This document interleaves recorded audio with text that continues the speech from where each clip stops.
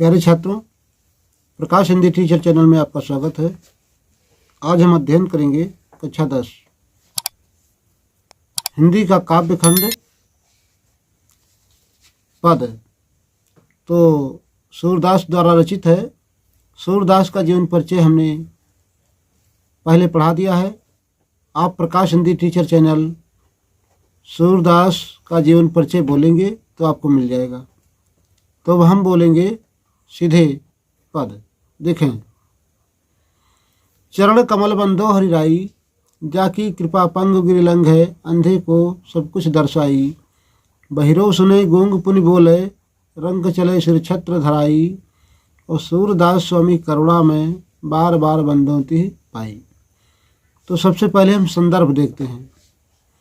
प्रस्तुत पद्यांश हमारी पाठ्य पुस्तक हिंदी के काव्यखंड के पद नामक शीर्षक से अवतरित है, जिसके रचयिता सूरदास जी हैं। तो ये संदर्भ हो गया। प्रसंग देखें। प्रस्तुत पद्यांश में परमपिता परमेश्वर के कमलवत चरणों की वंदना की गई है। अब हिंदी व्याख्या देखें। चरण कमल बंदो हरिराई, हरि मनी होता है ईश्वर, हरिराई का मतलब ईश्वर। तो चरण कमल बंदो हरिराई, मैं भगवान कृष्ण के कमलवत चरणों की वंदना करता हूँ। हरि मनी विष्णु होता है, लेकिन राम और ये कृष्ण जो है दोनों विष्णु के ही रूप हैं। तो हरि जो शब्द आया है विष्णु के लिए, यहाँ हम कृष्ण के लिए भी राम के लिए दोनों के लिए प्रयोग करते हैं, क्योंकि विष्णु का ही रूप है। तो ये जो सूरदास ने जो पदों का गान किया है वो भगवान कृष्ण के ही जो है लीला का वर्णन किया है, उनसे संबंधित रचना किया है। तो हर यहाँ अर्थ लेंगे हम कृष्ण से। तो चरण कमल बंदो हरिराई, सूरदास जी कहते हैं कि मैं भगवान कृष्ण के कमलवत चरणों की वंदना करता हूँ। जाकी कृपा पंग गिरिलंघ है, अंधे को सब कुछ दर्शाई। जिसकी कृपा दृष्टि से एक पंगुला व्यक्ति यानी विकलांग व्यक्ति जो है पहाड़ को लांघ जाता है। अंधे को सब कुछ दर्शाई, अंधा आदमी सब कुछ देखने लगता है। बहिरो सुने गूंग पुनि बोले, रंग चले सिर छत्र धराई। बहरा आदमी जो है सुनने लगता है, गूंग पुनि बोले, गूंगा आदमी जो है पुनः बोलने लगता है। रंग चले सिर छत्र धराई, और जो भिखारी होते हैं राजाओं की भांति जो है सिर पर छत्र धारण करके चलते हैं। इसकी कृपा दृष्टि से उस परमपिता परमेश्वर की। तो सूरदास स्वामी करुणा में बार बार बंदों ती पाई। सूरदास जी कहते हैं कि हे करुणा से युक्त परमपिता परमेश्वर, मैं आपके जो है कमलवत चरणों की बार बार वंदना करता हूँ। तो ये हो गया जो है आपका हिंदी अनुवाद। देख लें फिर से। चरण कमल बंदो हरिराई, सूरदास जी कहते हैं कि मैं भगवान कृष्ण के कमलवत चरणों की वंदना करता हूँ। जाकी कृपा पंग गिरिलंघ है, अंधे को सब कुछ दर्शाई। जिसकी कृपा दृष्टि से विकलांग व्यक्ति जो है पहाड़ को लांघ जाता है। अंधा आदमी सब कुछ देखने लगता है। बहिरो सुने गूंग पुनि बोले, रंग चले सिर छत्र धराई। बहरा आदमी सुनने लगता है, गूंगा आदमी बोलने लगता है। और जो भिखारी होते हैं राजाओं की भांति जो है सिर पर मुकुट धारण करके जो है चलने लगते हैं। तो सूरदास स्वामी करुणा में बार बार बंदों दी पाई। सूरदास जी कहते हैं कि हे परमपिता परमेश्वर, दया से युक्त, हे करुणा निधान, मैं आपकी जो है कमलवत चरणों की बार बार वंदना करता हूँ। तो पहला हो गया। अब काव्यगत सौंदर्य देख लें। प्रस्तुत पद्यांश में ईश्वर की महिमा का चित्रण किया गया है, और ईश्वर की जो है दया दृष्टि से हर एक असंभव कार्य संभव हो जाते हैं, इस बात को स्पष्ट किया गया है। भाषा ब्रज, रस भक्ति रस, कमल में रूपक अलंकार। और ये छंद गेय पद है, अलंकार मैंने बता ही दिया। गुण कौन होगा यहाँ? प्रसाद गुण होगा। जहाँ प्रेम का चित्रण होता है वहाँ पर जो है माधुरी गुण, जहाँ वीरता का चित्रण होता है वहाँ ओज गुण होता है, और इन दोनों से हट करके जो है प्रसाद गुण का वर्णन होता है। तो 2-4 लाइन आप काव्यगत सौंदर्य के अंतर्गत लिखेंगे। दूसरा देखें, अविगत गति कुछ कहत न आवे, जो गूंगे मीठे फल को रस अंतर्गत ही भावे। परम स्वाद सब ही सुनिरंतर अमित तोष उपजावे, मन वाणी को अगम अगोचर जो जाने सो पावे। रूप रेख गुण जात जुगुत बिन निरालंब कित धावे, और सब विधि अगम विचार ही ताते सूर सगुन पद गावें। तो प्यारे छात्रों, ये जो संदर्भ है पूरे चैप्टर में एक ही चलेगा, प्रसंग बदलेगा। तो प्रसंग देख लेते हैं। प्रस्तुत पद्यांश में निराकार ब्रह्म को दुर्लभ समझ करके सूरदास जी ने सगुण ईश्वर के सगुण रूप का चित्रण किया है। तो ये हो गया आपका प्रसंग। व्याख्या देखें, अभिगत गति कुछ कहत न आवे। अभिगत का मतलब जिसको व्यक्त ना किया जा सके, यानी निराकार ब्रह्म की स्थिति का वर्णन नहीं किया जा सकता है। जो गूंगे मीठे फल को रस अंतर्गत ही भावे, जिस प्रकार से एक गूंगा व्यक्ति जो है मीठे फल का आनंद जो है अंतर आत्मा में तो लेता है, लेकिन उसका वर्णन वाणी के द्वारा नहीं कर सकता है।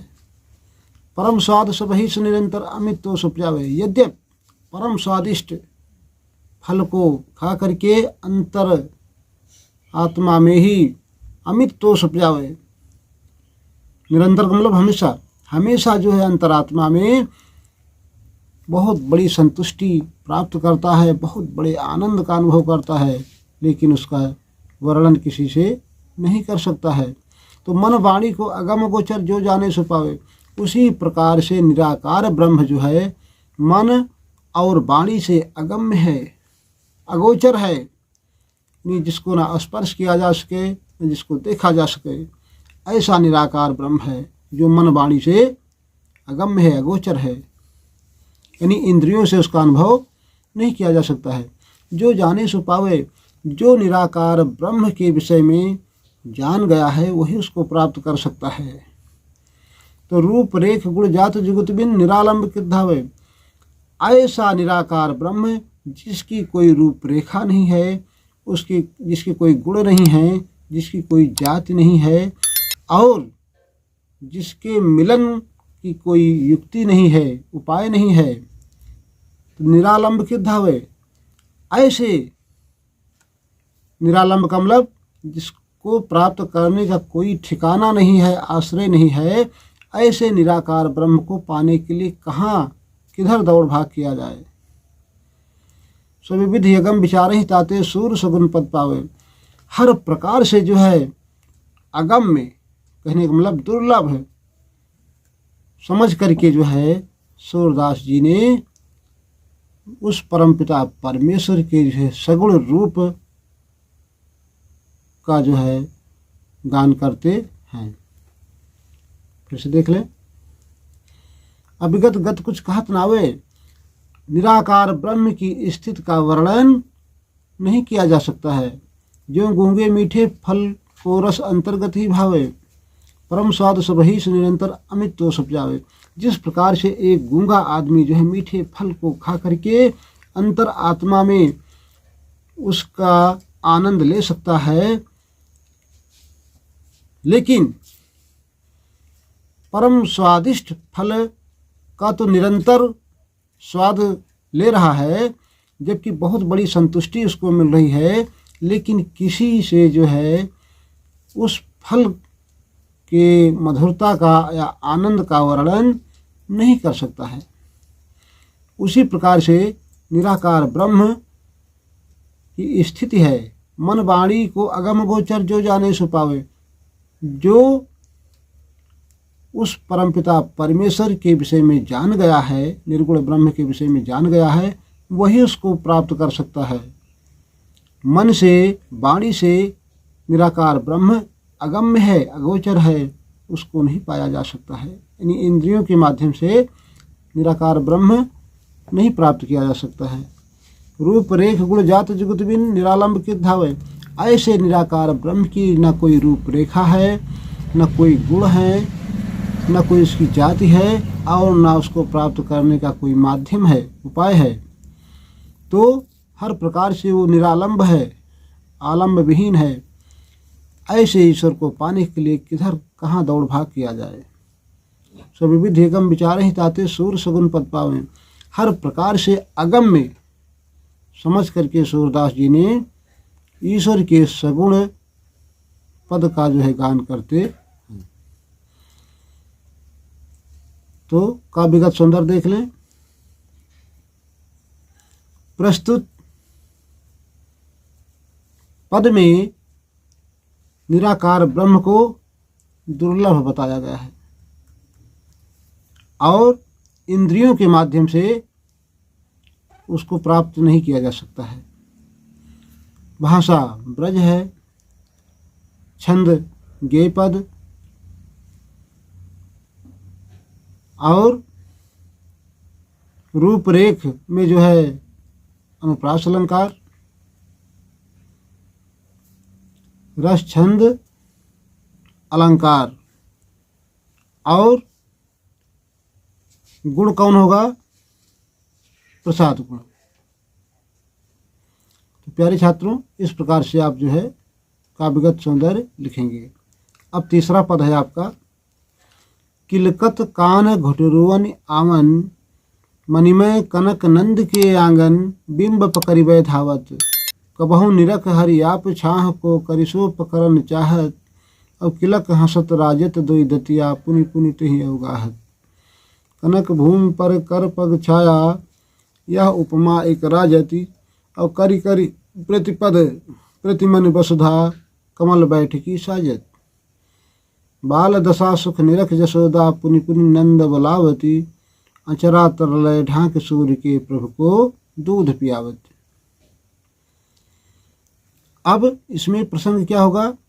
प्रस्तुत पद्यांश में भगवान श्री कृष्ण के बाल सौंदर्य का चित्रण किया गया है। हिंदी व्याख्या देखें। किलकत कान घुटरुवन आवन, किलकारी मारते हुए, कान माने कन्हैया, घुटनों के बल चले आ रहे हैं। किलकारी मारते हुए भगवान कृष्ण जो है घुटनों के बल चल रहे हैं। और मणिमय कनक नंद के आंगन, बिंब पकड़िबै धावत, मणियों से जड़े हुए, मणिमय का मतलब मणियों से जड़े हुए नंद बाबा के आंगन में जो है अपने बिंब माने परछाई को पकड़ने के लिए दौड़ भाग कर रहे हैं। कबहु निरखी हरि आप छाह को, करिसो पकड़न चाहत। कभी कभी भगवान कृष्ण, हरि माने कृष्ण, अपनी ही परछाई को जो है देख करके अपने कर माने हाथ से जो है उसको पकड़ना चाहते हैं। अपनी ही परछाई को अपने हाथ से पकड़ने के लिए दौड़ते हैं।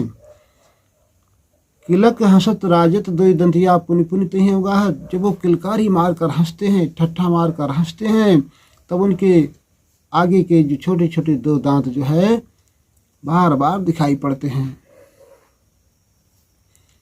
कनक भूमि पर कर पग छाया, यह उपमा एक राजत। कनक भूमि, सुनहरी भूमि पर, यानी नंद बाबा के आंगन में जो सोने चांदी हीरे जवाहर जड़े गए हैं, तो कनक भूमि पर कर पग छाया, सुनहरी भूमि पर या सोने से जड़ी हुई भूमि पर जो है भगवान कृष्ण के हाथ और पैर की जो परछाई है, यह उपमा एक राजत बहुत ही सुशोभित हो रही है। सुनहरी भूमि पर भगवान कृष्ण के हाथ पैर की जो परछाई है बहुत ही सुंदरता बिखेर रही है, बहुत ही सुंदर लग रही है। आगे लिखा हुआ है, करिकर प्रतिपद प्रतिमन वसुधा, कमल बैठकी साजत। करिकर प्रतिपद, प्रत्येक कदम कदम पर जो है जड़ी हुई प्रत्येक मणि पृथ्वी में कमल बैठ की साजत। ऐसा मालूम पड़ता है कि यह कमल का आसन जो है बना दिया गया है, जो भगवान कृष्ण के बैठने के लिए व्यवस्थित की गई है। बाल दशा सुख निरख जसोदा पुनि पुनि नंद बुलावत। बालक कृष्ण की जो है बाल दशा सुख निरख जसोदा, बाल दशा का सुख देख करके, भगवान कृष्ण के बाल सौंदर्य का सुख देख करके माँ जसोदा जो है नंद बाबा को बुलाती हैं। इन्हीं खुद तो प्रसन्न होती हैं, साथ साथ जो है नंद बाबा को भी ऐसे सुंदर दृश्य को देखने के लिए बुलाती हैं। अचरा तरलय ढाक सूर्य के प्रभु को दूध पियावत। भगवान श्री कृष्ण को अपने आंचल से ढक लेती हैं माँ जसोदा और उनको जो है स्तनपान कराती हैं। तो फिर से देख लें। किलकत कान घुटरोन आवन। भगवान कृष्ण जो है किलकारी मारते हुए घुटनों के बल चले आ रहे हैं। मणिमय कनक नंद के आंगन बिंब करी धावत। भगवान कृष्ण जो है नंद बाबा के मणियों से जड़े हुए, सोने से जड़े हुए आंगन में अपने प्रतिबिंब को, अपनी परछाई को पकड़ने के लिए दौड़ते हैं। कबहु निरख हरि आप शाह को करिशो पकड़न चाहत। कभी भगवान कृष्ण जो है अपनी परछाई को देख करके उसे अपने हाथों से पकड़ना चाहते हैं। तो किलक हंसत राजत द्वैदतिया पुनि पुनि तिह उगाहत। जब वो किलकारी मार कर हंसते हैं तो उनके मुख में छोटे छोटे दांत जो है दिखाई पड़ते हैं। कनक भूमि पर कर पग छाया यह उपमा इगराजत। नंद बाबा के आंगन में सोने से जड़ी हुई जो है भूमि पर जो है भगवान कृष्ण के हाथ और पैर की परछाई जो है बहुत सुंदर लगती है। करिकर प्रतिपद प्रतिमन वसुधा कमल बैठ की साजत। प्रत्येक कदम कदम पर जो है नंद बाबा के आंगन में जड़ी हुई प्रत्येक मणि जो है ऐसा मालूम पड़ता है कि जैसे कमल का आसन भगवान कृष्ण के बैठने के लिए बना दिया गया हो, जो सुशोभित हो रहा है। बाल दशा सुख निरख जसोदा पुनि पुनि नंद बुलावत।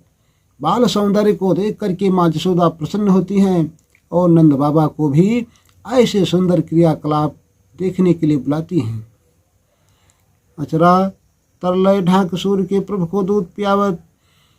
भगवान कृष्ण को माँ जसोदा अपने आंचल से ढक लेती हैं और जो है उनको स्तनपान कराती हैं। तो प्यारे छात्रों, काव्यगत सौंदर्य देख लें। प्रस्तुत पद्यांश में गेय पद रचना है, छंद है, भाषा ब्रज है और इसमें जो है उत्प्रेक्षा अलंकार है। तो रस हो गया, रस कौन है? वात्सल्य रस। रस कौन होगा? वात्सल्य रस। रस छंद अलंकार और जो है गुण कौन होगा? माधुर्य गुण। तो इस प्रकार से जो है आप जो है काव्यगत सौंदर्य के अंतर्गत लिखेंगे। तो प्यारे छात्रों, आज मैंने जो है 3 पद का हिंदी अनुवाद, हिंदी व्याख्या किया है। इसके आगे जो है अगले वीडियो में फिर मिलेंगे। आप जो है चैनल पर बने रहें। अब रेगुलर आपका जो है अध्ययन चलता रहेगा। तो पढ़ते रहें, बढ़ते रहें, मित्रों को शेयर करते रहें। इन्हीं शब्दों के साथ जय हिंद, जय भारत।